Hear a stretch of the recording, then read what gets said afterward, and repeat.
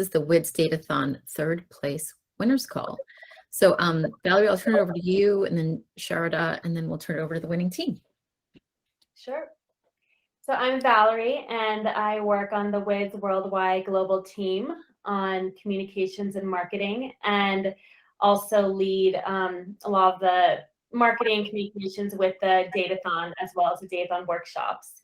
So it's just a pleasure to meet all of you and hear about your experience with the WiDS Datathon this year. Thank you. I'm Sharada. I'm a data scientist at Stanford Med School. I served as co-chair of the Datathon this past year, and I'm really excited, really so thrilled to welcome you all, to see you and to meet with you, and to hear how your experience with WiDS and your experience with modeling and just everything. So thank you for coming, thank you for participating, and welcome. So my first question, I'm actually really curious, since it's all of your first time participating in the WiDS Datathon.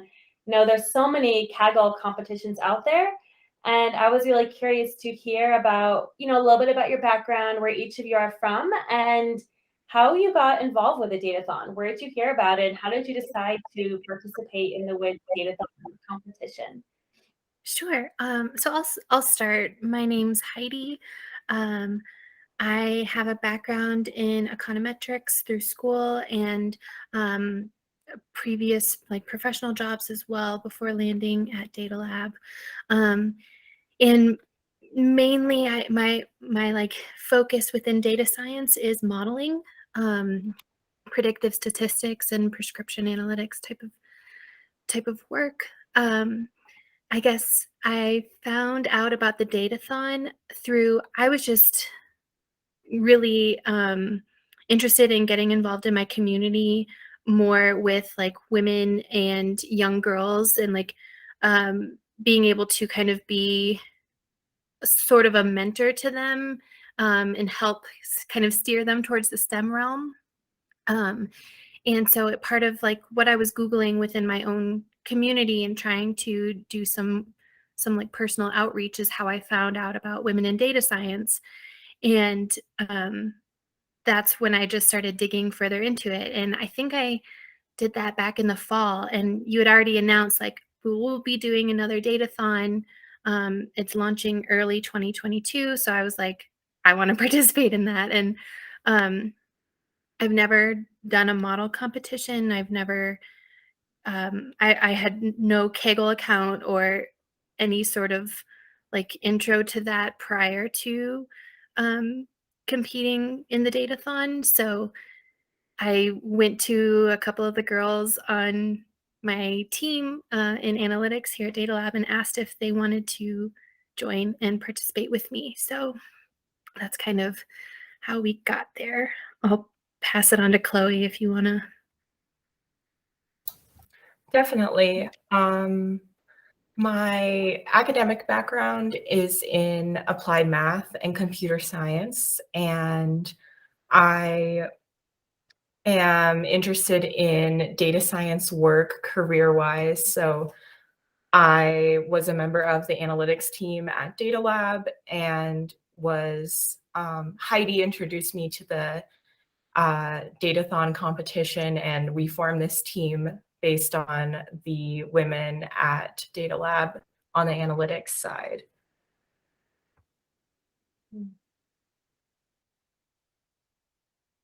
Cheng or Emily, do either of you want to introduce yourselves? Sure. I'm Emily. My background is also in applied math and information systems. I'm a data analyst at Data Lab, so I have less modeling experience than either Heidi or Chloe.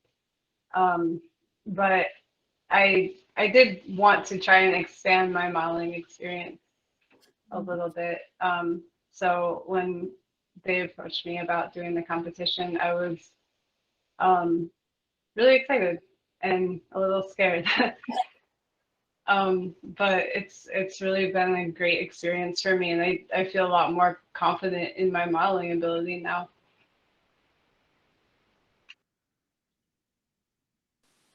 Hi, sorry, my microphone finally works right now. So my background is mathematics as well, and also I'm a data analyst in data lab and in the analytic team. And also, this is my first time to building a model, and it's a good opportunity to let me to practice and working with the awesome members here, and having a really good experience on building a model that I'm not quite familiar with. So it's a good opportunity for me to understand more in the modeling side. So. Excellent. I think it's really wonderful. I mean, that you guys have this opportunity. I remember when I started the job many years ago, we didn't have this opportunity for women doing technical work. I just wanted to tell you, I mean, this is brand new. I mean, this is so exciting for me to see you guys, and I, being able to, kind of break down barriers, open opportunities, open doors. Tell girls, this is really possible, and you can do difficult technical things, and it's entirely within your reach to do that. And seeing you guys, take a bite and then just jump into it. I mean, it's really thrilling. So good job. And it's something that you should totally take advantage of, not just in this event, but in other events, because we didn't have this, generation ago. So just wanted to tell you that. I would agree with like everything you said. It was extremely rewarding throughout the entire process, and I've been like touting like tooting your guys' horn for a reason with everyone that I know. Even though it was really scary and nerve-wracking, and like we weren't sure how it was going to play out, and we were in like 181st place for like the first 5 weeks or something. Yeah. Figured out the problem.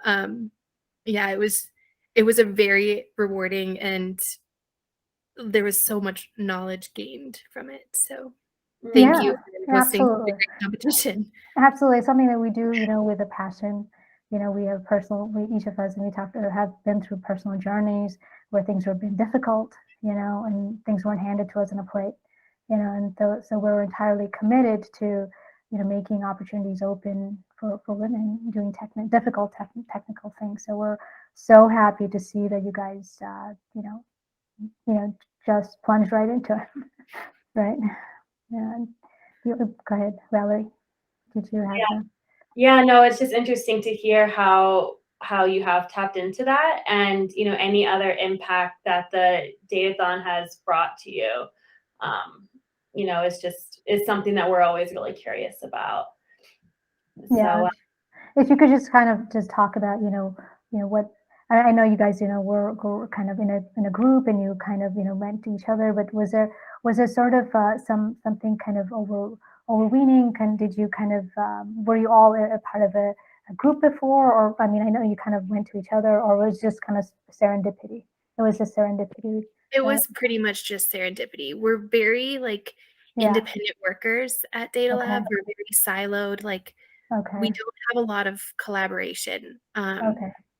I think Emily and Grace were the only two that work on the same team. Well, Chloe and I did work pretty closely together too, but like intentionally in intentionally different work. So it was just kind of like, well, that, and we're the only women in the analytics at Data Labs. Well, that's good. Kind of stand out. All have not worked together before, but this was able to bring you together. I mean, I've noticed that you're all from different states, different locations as well. So you were able to find a way to come together through this. And coordinate. For sure. It was a lot of the work that we would do was like after work hours. So, we all spent some late nights just chatting and working out problems and trying to dive deeper, and, different time zones, but similar work ethics. And we were just a pretty good group to be able to accomplish this together.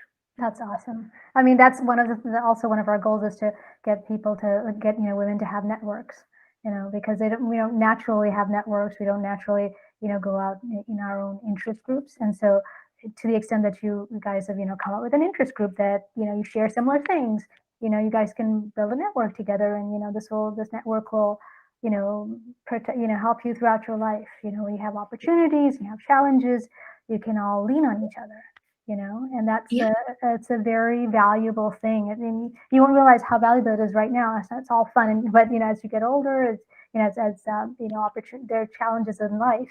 It's really wonderful to have a network, and we're so glad to hear that you guys developed a network. And that's Speaking of network, Yeah. your LinkedIn announcements or whatnot. I feel like I've not gotten as many LinkedIn connections in my lifetime as I did after the Datathon announcements. So that was a good benefit to, to spread your reach and for sure. And you get a lot of confidence. You go out and knock on people's doors, and just learn to speak up for yourself, and be assertive in a very positive way, and and understand your own skills, understand your own interests, and seek people who have those similar interests, and seek people who with whom you share that, and you assert yourself in a very positive way, I think. And that's really, really wonderful. That's a good kind of benefit, of this. that kind of I had a similar conversation with another data scientist. She's in financial analytics, and she's like one of my best friends, but I was telling her about this competition and about my experience here, and I was like telling her that I was kind of getting a little bit bogged down by quote unquote imposter syndrome. Like, do I actually know this stuff, or like, am I actually good at this, or is it just learned really well? Like, is it memorized or something like that? And I was like, but this competition like proved not only to everyone around me, but myself as well, that there's no such thing as imposter syndrome when it comes to like women in data science. Like we know our stuff. So and it's also, you continue to grow and learn. I mean, there is no there is such a deep ocean, statistics and mathematics, is that, I've been learning every single day for 20 something years, and I'm still learning, and there's deeper and deeper mathematics and deeper statistics. And, it's just, just kind of you develop this love of the subject that you're able to share. And I don't know if, you'll ever be able to learn everything there is to learn in mathematics, but you will definitely love everything you learn. And that's what you can share that love for sure. I can say that. Yeah. And as you'll kind of see when we start talking about our solution, I think like the ocean got pretty convoluted, but it was like we couldn't stop. It was just so intriguing to go deeper and learn more and do more. So so let's talk about that. Could you talk about like your modeling approach, your data, what you did, your data preparation, the models you used, and any experiments that you might have run, what observations. So if you could kind of talk us about that, that would be wonderful. Sure. Well, if it's all right with you guys, I'll start sharing my screen. Okay.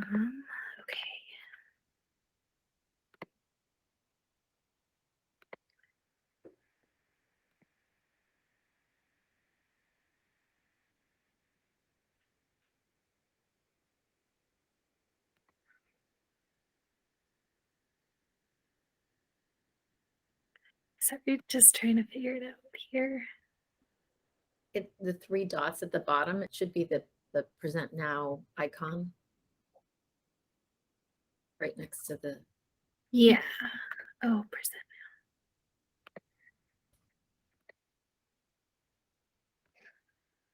now. Okay. Can you all see my screen? It's loading. There we go. Can see it now.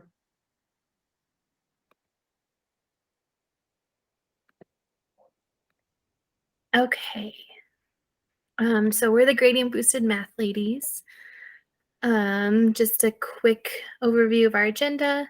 We'll kind of give a little bit more background on Data Lab, a summary, feature selection, and how we went about that, some of our training methods, important findings, and what it would mean if we wanted to simplify the model. The slides aren't advancing. I think we're just seeing the, The title, yeah. okay. Can you see it now? Yeah. Yeah. Okay. Let me see. 1 second.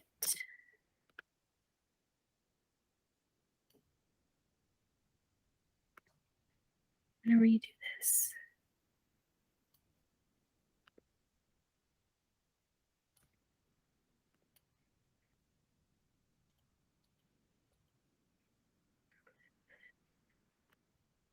Okay. All right. So a little bit of a background. We are from Data Lab USA, basically a data-centric analytics-based marketing company. We have many clients that we kind of put together predictive solutions for, and that's kind of our bread and butter. We all work like kind of pretty separately for the most part. And Chloe, in fact, is at a new company as of lately. So um, we the work we did on this datathon was all after work hours. So we weren't like we wanted to come together from Data Lab, but we weren't like getting paid to do this in a sense, I guess. And let's see here. So our solution incorporates multiple different models. We mainly use light GBM, which I think, in the future for future competitions, I'd probably switch it up. But our training method was light GBM based. And we also used cost-efficient gradient boosting for trimming down the features. The tools we used for data preparation and analysis were mainly SQL. I think we also utilized, or Chloe utilized, some of the tools available on Kaggle, which I think was Python, right, Chloe? Yeah, some more preliminary data exploration. I looked into Untitled. Okay. And then for building models, we mainly utilized R.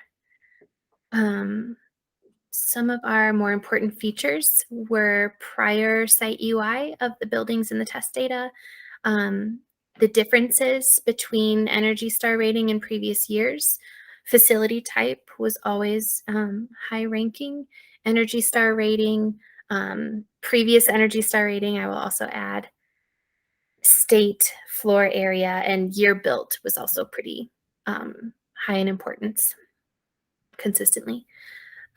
Processing time, it varied, but for the most part, models ran within 1 to 5 minutes. And I think that's probably in part, at least, due to the fact that our company has like lots of servers we can distribute the processing power over. So our models ran really quickly because of that.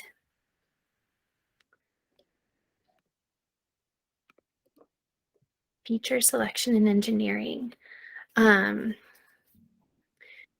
So I guess before I get into some of the stuff on this slide, I mentioned previously that we used cost-efficient gradient boosting.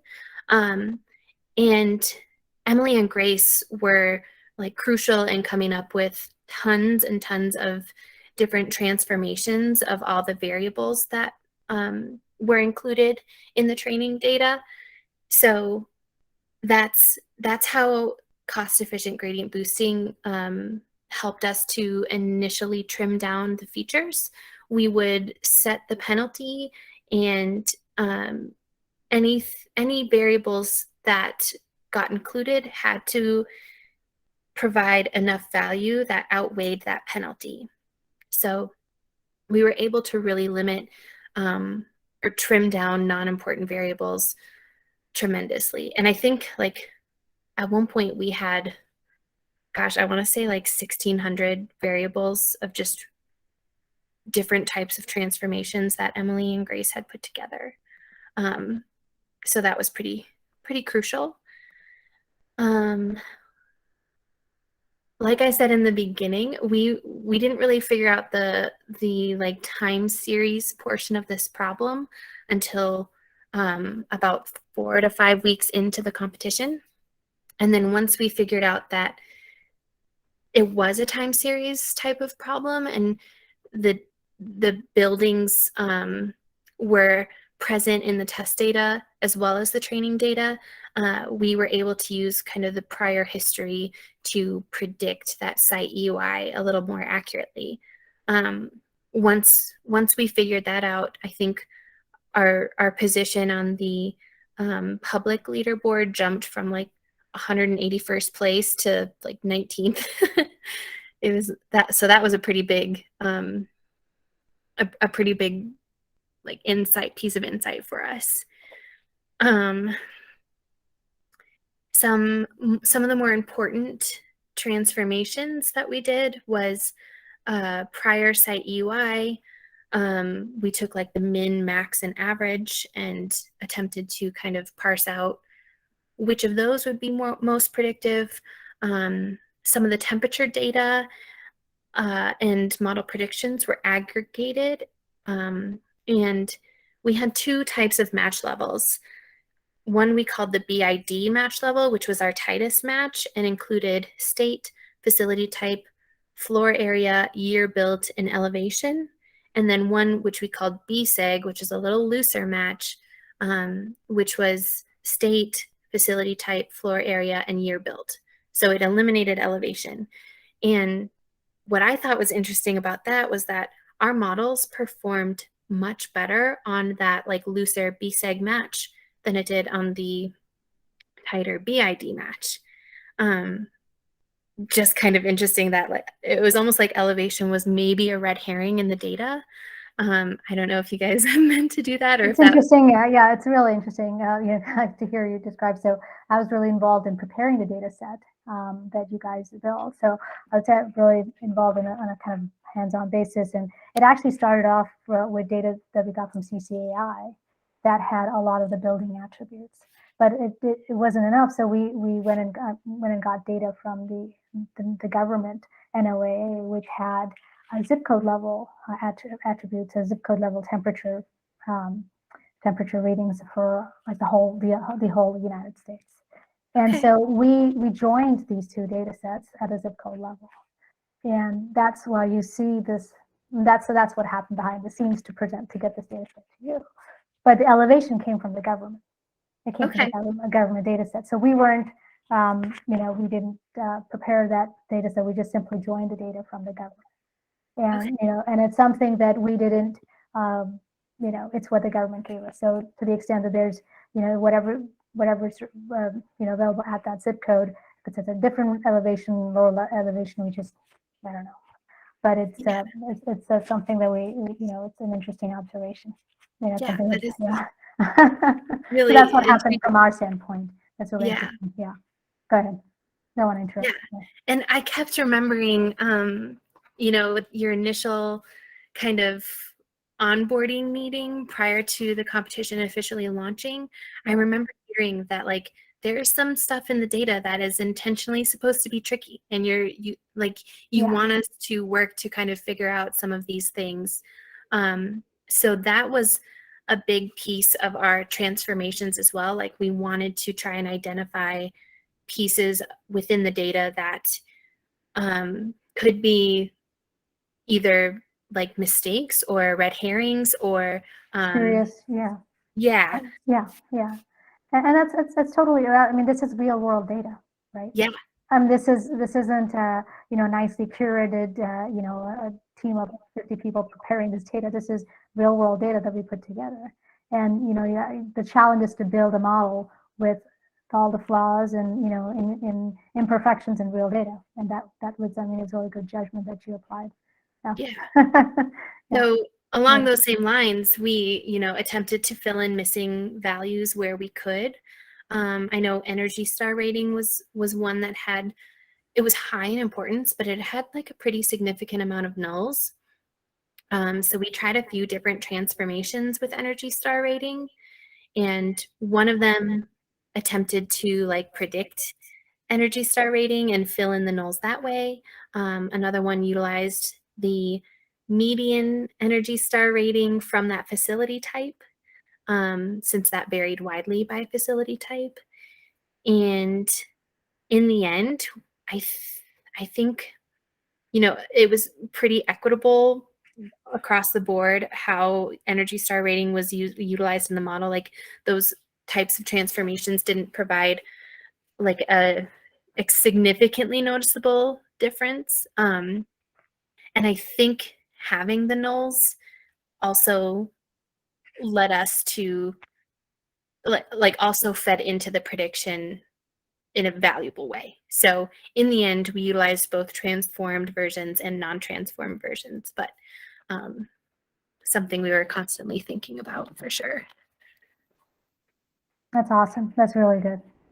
I think this is a great opportunity to be very thorough in developing transformations and trying using your creativity to come up with these transformations and finding relationships. Yeah. That's really awesome. Okay, so some of the more important features, we really like our models remained pretty low in features across the board. It was usually just facility type, Energy Star rating, year built, floor area, and building class, some like plus or minus a few here and there.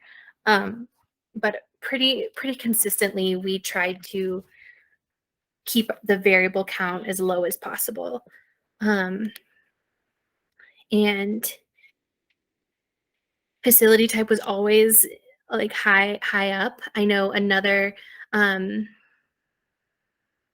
I'll back up a little bit. So we have layer 1 models, which utilize just some of these actual data points from the data, like the training data as it stood, like as we got it, with transformations throughout. And then our L2 models utilized prior history. So our L1 models, we try to remain pretty tight in terms of variable count. The one piece that really helped our prediction was splitting L1 models out by building class. So we had like L1 models that covered the full training data, and then we had L1 models that were more residential based and more commercial based. And I found that predicting on residential was much more successful than predicting on commercial. Couple theories as to why that is. Probably because residential doesn't have as broad of a distribution of site UI, only a few different types of facilities. So the data was more like pocketed, I guess. So it was a little bit easier to build residential models and more rewarding because I'd be like, yes, that root mean squared error is so low. Like let's keep going this way. And then I would build commercial models and be like, oh, but in the end, we were able to kind of optimize on both. Yeah, for sure. I think, at the end of the day, we're predicting something that, that there is, there's good economic reasons. I mean, facility type, if you looked at, there was, a lot of the large data centers, for example, and grocery stores, they have a lot of energy sort of usage, and it's just, pick up. And then, like you were pointing out, the residential, lower variance, then commercial is more, more variety of uses, different type of uses. It's harder to predict, and definitely it's very similar to my experience with building the models. Very good. Yeah. Great. And yeah, one thing I did want to point out too is that our residential models and then our full like L1 panel models used the same features but had very different trends. So the relationship to the target trended differently, which was like pretty obvious, after looking at the data and the variance between facility types and energy usage and et cetera. But noticeable that it was a noticeably different performance once we were able to kind of start testing on the leaderboard.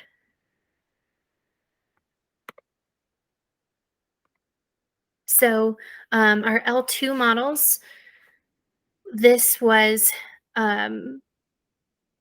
started, our initial L2 models were started by only utilizing year 6 as our like training data, and having a broader prior history sample on year 6 only. So we did have model weighting applied by state in prior history. So I think this model, or I know this model had a model weight of 0 for state 6 since it didn't exist in the test data. And we also utilized the init score parameter in R for the like GBM training method. So, we built these L1 models, had the prior site UI, used that as our initial prediction, and then used that initial prediction as our init score parameter. So really this model, this initial L2 model was built on top of that initial prediction. So I guess the question I was trying to answer was, knowing the previous site UI for this building, how would you predict on it to get more accurate to what it would be the following year? And I only use 3 variables in this model. Let me see. Most recent site UI min, most recent year Energy Star rating min, and then the most recent year. So very few variables, but that init score parameter really helped to kind of parse out that relationship a little bit better. And then this exhibit over here on the right is just showing the model performance by the different match types. So we had that super tight BID match type, the BSEG match type, and then those that did not have a match to a previous year.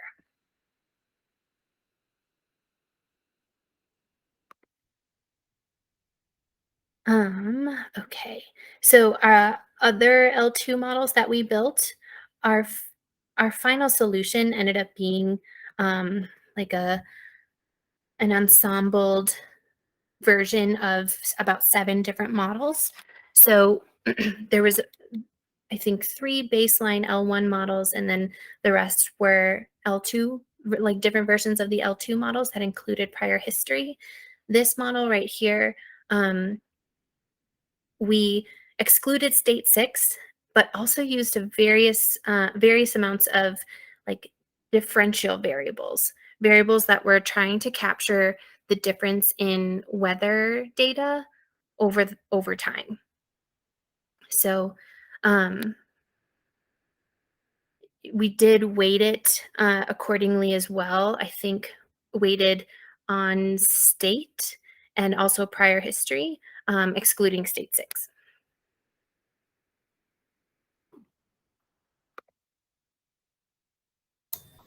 And some of the ways that we looked at like differences from prior history here was like the temperature of the months where heat would be used, the difference of previous site UI. Sorry, I have some background noise. The difference in cooling degree days and snow depth inches from previous years. So essentially, we want to parse out like where we have prior history, what would be driving a difference in site EUI.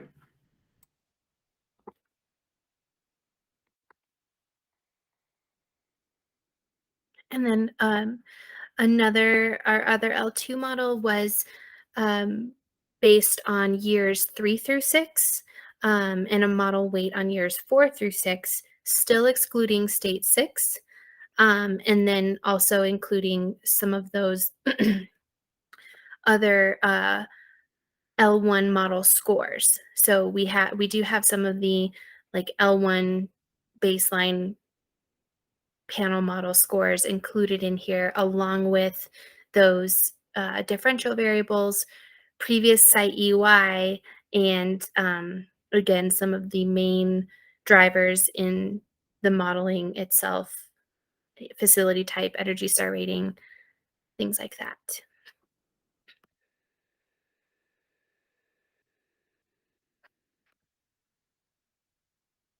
So I think the biggest difference between like this L2 model and the following L2 model was the use of the prior model scores, as well as the expanded sample.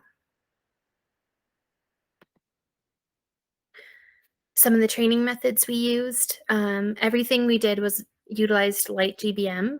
I think in the future, especially after reading some of the other like winner solutions, I would test different types of model training methods like XGBoost or CapBoost, even, you know, straight linear regression when applicable. We typically used an 80-20 validation split. Sometimes we also validated on holdout years though. So like, I know at one point I was trying to model out year 5 to predict year 6 and like have year 6 as my almost validation sample.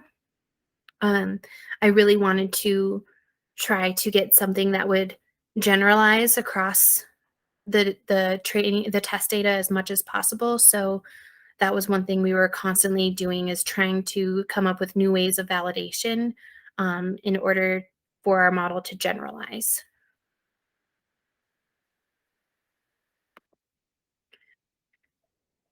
Okay. So just kind of as a recap, our L1 models do not use prior history. We have 3 L1 models, a capped site UI, so only predicting on site UI less than or equal to 400, predicting site UI on the full range of samples, and then predicting site UI on residential only samples. And then our L2 models predicted site UI based on a year 6 sample.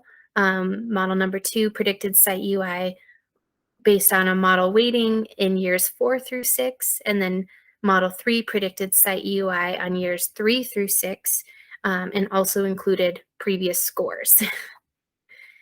Our final solution was an evenly weighted average between all 3 L2 models. So some important and interesting findings. We really tried our hardest to build models that would generalize well across all data. We did try to use more conservative parameters, and I would say less parameters than I was used to utilizing. It was just kind of like when I first started building models with this data, I initially had like this whole host of parameters that I was limiting to. Once I started to just peel back layers and go into it with very general and limited like force, like I limited myself from like forcing the model into being something, is when the model actually started to like flourish. So that was like a good lesson to learn early on. I think I also touched on the like BID versus BSIG differences a little bit earlier. I think one of the biggest pieces was utilizing that init score parameter. So all of those L2 models that we were building that was parsing out like various pieces of the relationship with the prediction, you know, we utilize that init score parameter. And I think I mentioned earlier when it was like that ocean got pretty deep pretty fast, it was because I would build this prediction, test it on the leaderboard to see how our score improved, and then that would be my new init score parameter. So I wasn't like I wasn't being very judicious about keeping the same model and just like twisting that as much. I would like build a model, see that it worked on the test data, and then use that as my new baseline. And so that's when it got a little crazy. And I definitely got a little crazy with the layering that I did there. interestingly enough, there was one model that I did that was super basic. It was an L2 model, and it was weighted. I had this crazy weighting scheme for facility type, and I wanted to match facility type on the training data to like weight it in a certain way to make it look like the test data. And I submitted that model and saw that it didn't really gain me much value on the public leaderboard. So I kind of abandoned that idea and continued with what I was doing instead. And when the final standings were released and we got to see how like our other submissions ranked, that was actually really high. I think it was like our third highest submission, and it was a super simple model. And I was like, shoot, if I had kind of chased that a little bit more, I feel like that could have been pretty valuable in the end, but that's okay. Learning experience either way. Yeah. And still really fun. I think one of the things we love to see is the experimentation that you've done, and that you've really teased out various aspects of the model. You've done multiple models. I mean, it wasn't trivial. It wasn't a trivial problem, but you just you peeled away at layers, and that's what we love to see. Is that you try different approaches, you try different transformations, you try different models, you try different things, and that gets your hands dirty with the work, and you just you get a lot of confidence because you do things with your own hands, and you get and that's the victory is one thing, but the process of getting there is equally valuable. And if I threw a brand new data set at you today, you would have done this process of like starting, and starting the model, researching the different variables, how the behavior, their distributions, their correlations, their relationships and models. So that's kind of, you build an intuition, through just working through things. And I'm curious, as you work, as you kind of work through, it'd be interesting to hear from us what if we set a deadline, but if we hadn't set a deadline, are there aspects of of your research work that you would have continued to work on?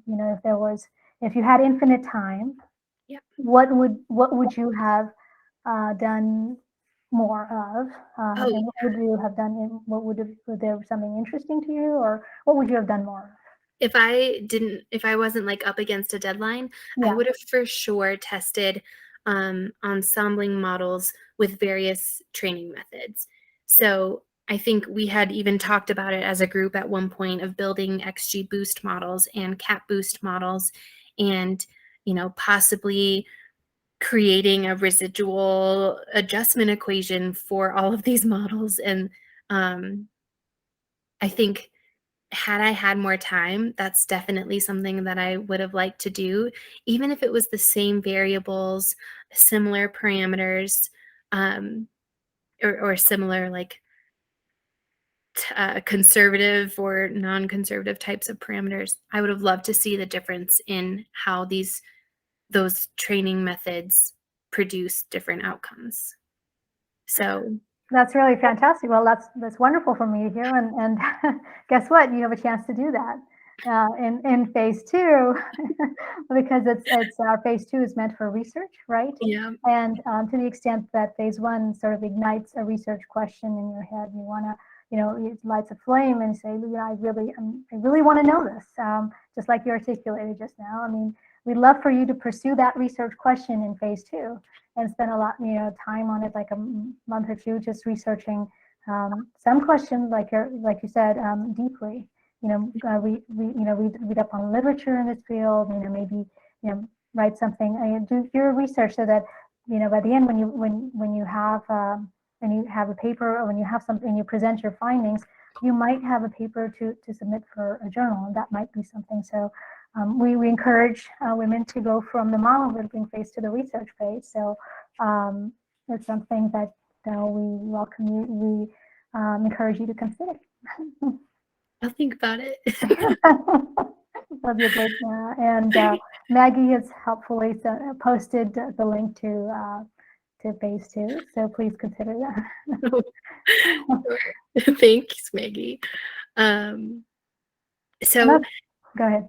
no worries. I was just kind of going to conclude in saying that I definitely think there's a way we could have simplified our prediction a little bit. But in the end, like I'm really happy with the fact that our models did use a small amount of features. We weren't over predicting by much. Our final private leaderboard score was pretty similar to our public leaderboard score, so I knew we weren't overfitting as much, a little bit, but and then also, like, predictions can get kind of convoluted when you have so many variables that don't add much value but seem to. So I was glad to limit our variable usage as much as possible. The only thing that I would have tried to do differently and will try to do differently next time is to not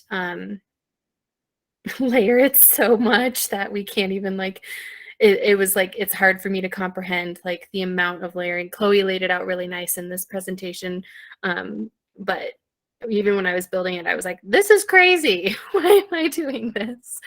But in the end, it worked because we got 3rd place and had a lot of fun. So Yeah, sure. Do you have sort of any advice for people starting out? I mean, just like you guys just started off at the very beginning, and this is brand new. The whole thing was brand new, and there are people all over the world, women who are looking at you today, and wondering, if there's, if they should start, or if, or why. Or do you have any advice for women, or contestants in the future? yeah, I mean, Chloe, Emily, Grace, feel free to chime in as well. But I guess my piece of advice would just be to follow your gut. Like, if you have a question or if something kind of piques your interest, like, figure out why and follow that. And you never know if maybe that gut feeling turns into a winning solution. And so, yeah, that'd be my advice. Chloe? My advice actually is keep trying and understand more in the data set itself, because sometimes when we look at the data set, we always have questioning like, what's this field, what's the relationship between this field with the actual question. So having that question mark in mind will help you to understand more the data set, and you'll explore more even in the research area.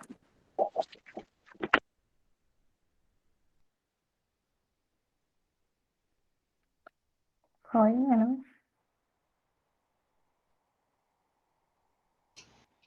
I think my advice would just be to get your hands dirty.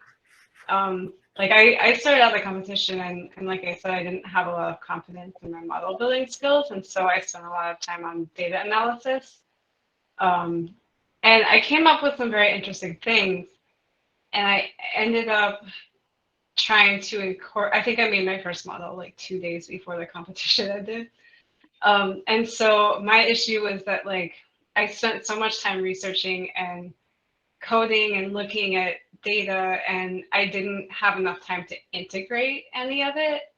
And that was mostly because of my own lack of confidence in my model building skills. And if I had just started earlier, I think I could have learned even more and gotten more practical experience.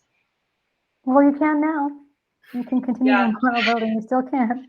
There's, I think, it's definitely, and then that's for that reason, is that it's not a, I mean, research is not a, set goal. You don't stop your research, and, it doesn't work like that. You keep asking questions, deeper and deeper questions, and you always wish, I wish I'd done this. What if I'd done this? And it's always like that. But it's always, the hardest part is just starting out, and making yourself, it's easy to just read, and then one fine day you have to code, and you have to code. So it's a lot. I mean, that's the thing about data science, is that it's so it's so multi-pronged. There's so many different skill sets. There's mathematics, and there's statistics, and there's coding, and there's the patience that you need for cleaning up data and parsing out data, and then you need to think about what is a good model. So you need to write out all the mathematics for that, and it's so it's like it's so you're building so many parts of your brain, and you have to just you have to think about conceptual, like abstract thinking skills, but also practical coding skills. So there's no and for some period of the competition, you might dwell in a certain area. You might just code all day long one day, or you might just build the model all day. But it's in any case, you're building your skills in all these different areas. So it's really wonderful. Yeah. Corey, any advice, any thoughts? Anyway. Yeah, I think the data analysis side is really important. But as far as starting with a model, like really just start simple, like create a simple model that's pretty interpretable, and then continue to iterate from there. Like, are there areas where this model could perform or where the model is not performing? And what types of transformations would be needed to possibly increase performance there? Absolutely. I think that's a good starting point is to just build a model, even if it's a simple model, but it's easily interpretable, explainable. And you can build really, really complex models that nobody can understand, but that perform well. Yeah, it's definitely This is Maggie. I just want to point out that I get the benefit of sitting in on winners calls with the world's best data scientists, and there are things about what you said that they all mention, right? Like, oh, I should have relied more on my cross validation, right? Like, I got suckered into the public leaderboard, or I went down this path and it didn't work. So many of your experiences were similar to what every data scientist goes through. And even the best, like people who are like #1 CAGLers are still kind of going through the same experience. So personally, I hope you continue to use Kaggle, because the best score wins. And you'll see a lot that people will say, like, hey, how do I get started? I mean, there's definitely a lot. And maybe there, maybe men do that a little bit more, like, hey, show me how to get started. Whereas I don't know that and everyone will jump in and say, like, try this, or here, here's an idea. So I hope that you will continue to look at Kaggle as a place to sharpen your skills, try new things. And we'll run the Datathon again next year, and it'll be exciting. Yeah. So I want to say congratulations to all of you. And yeah, you did an amazing job. Yeah. And Kaggle and Maggie have been amazing partners for us, and we wouldn't be here without Maggie and Kaggle. And so they've been really fantastic. Yeah. Thank you to you. Yeah, thanks. And thank you all. I mean, this has been really fantastic. Valerie, did you have any questions? Any thoughts? No, I love hearing everything you have to say, and I'm just so inspired that this is your first Kaggle competition, your first Datathon. It's always really inspiring to hear that. So, I mean, I think Sharda, as you've covered it all, and you all did a great job presenting. So I don't have any additional follow-up. Yeah. I think you guys did a fantastic job with the model, with your work, with the presentation, and we're really proud that you guys came together and you really you put your heart into this, and it's really something that we love to see. And this is why we do what we do, is to give you guys an opportunity to try something brand new, to gain your skills, and to try something you haven't tried before, and realize that, hey, maybe you're good at it, and maybe you enjoy it, and maybe you can do this for a lifetime.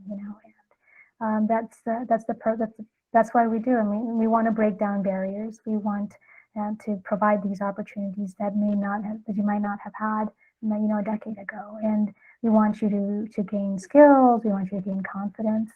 We want you to gain networks. Thank you very much. It's a real pleasure. Thank you. Thank you so much. It's been great. Thank you. Thank you for the opportunity.